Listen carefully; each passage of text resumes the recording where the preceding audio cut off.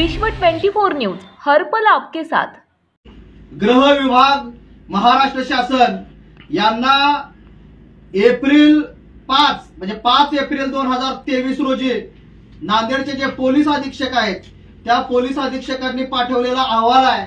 त्या अहवालामध्ये त्यांनी एक धक्कादायक बाब उघड केलेली आहे, ती म्हणजे कायदा व सुव्यवस्थेचा प्रश्न निर्माण होतो त्या क्षेत्राचे जिल्हा स्तरावर सर्वेक्षण झालेले असून अतिसंवेदनशील, कमी संवेदनशील व अंशतः कमी संवेदनशील अशी अ ब क ड या विभागाची विभागागणित गावाची यादी त्यांनी निश्चित केलेली आहे।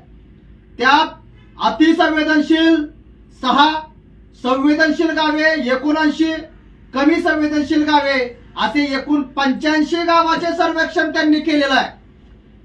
बघा, संवेदनशील गावं किती आहेत नांदेड जिल्ह्यामध्ये?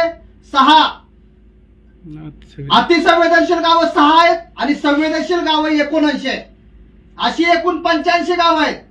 माझा नांदेडचे पोलीस अधीक्षक आणि जिल्हाधिकारी यांना प्रश्न आहे की तुम्ही एप्रिल महिन्यामध्ये गृह विभागाला पाठवलेला हा जो अहवाल आहे आमच्या निवेदनावरती, त्याच्यामध्ये तुम्ही सांगितलं की 6 गावं अतिसंवेदनशील आहेत आणि 79 गावं संवेदनशील आहेत।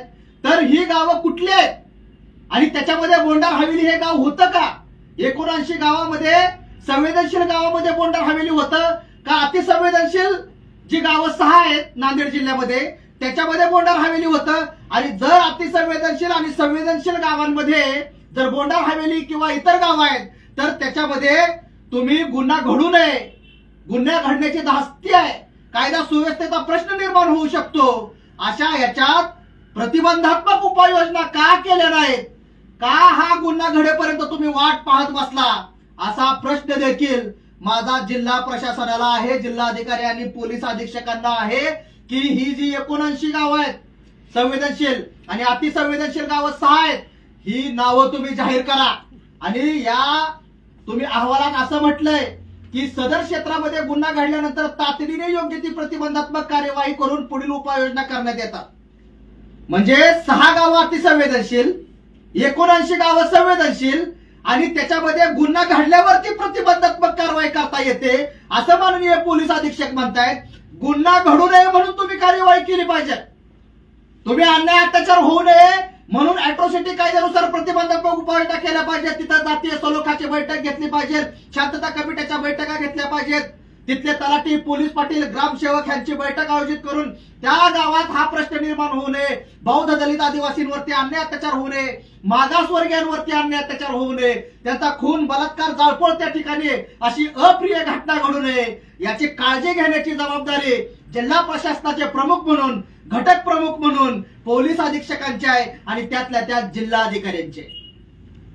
हा अहवाल त्यांनी गृह विभागाला पाठवलेला आहे। गृह विभागाला पाठवलेला जो अहवाल आहे हा एप्रिल महिन्यामध्ये त्यांनी पाठवलेला आहे आणि जून महिन्यामध्ये अक्षय भालेरावांची हत्या झालेली आहे। हे खूप गंभीर आहे आणि नांदेडचे पोलीस अधीक्षक यांनी हा पाठवलेला गृह विभागाला अहवाल आहे आणि ही माहिती ऑथेंटिक माहिती आहे। ऑथेंटिक माहिती याच्यासाठी की ही माहिती माननीय पोलीस अधीक्षक श्री कृष्ण कोकाटे साहेबांच्या सहीने गृह विभागाला पाठवलेली ही माहिती आहे।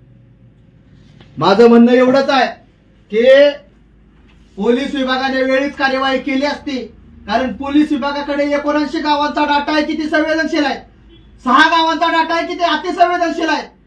मग त्या गावामध्ये गुन्हा घडण्याची तुम्ही काय वाट बघताय? एखाद्याचा खून व्हावा, बलात्कार व्हावा, जाळपोळ व्हावा, नंतर आम्ही त्याच्यामध्ये प्रतिबंधात्मक उपाययोजना करणार? कायदा तुम्हाला अशा घटना घडू नयेत म्हणून कारवाई करण्याचा आदेश देत आहे, निर्देशित करत आहे। हे कायद्याला आणि शासनाला अपेक्षित आहे। शासन निर्णय तसे धोरण आहे, त्याची कडक अंमलबजावणी झाली पाहिजे।